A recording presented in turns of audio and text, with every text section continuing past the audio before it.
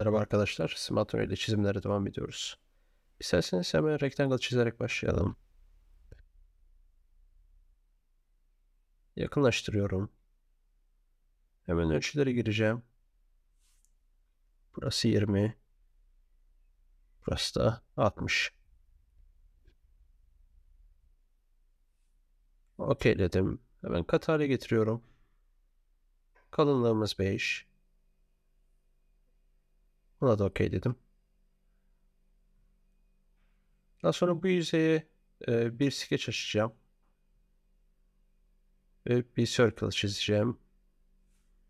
Onun da çapı 5 ve rastgele olarak yerleştirdim. Referansları ekleyip ölçüleri gireceğim.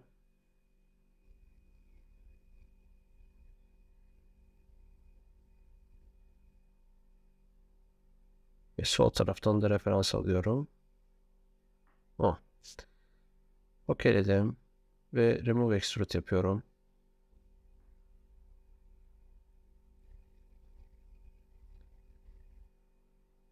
Burayı garanti olsun diye 10 yaptım.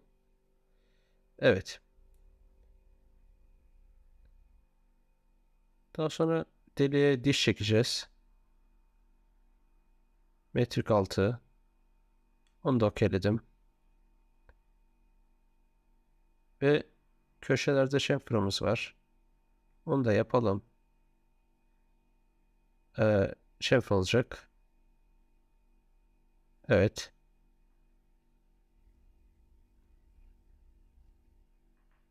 Mesafeyi giriyorum.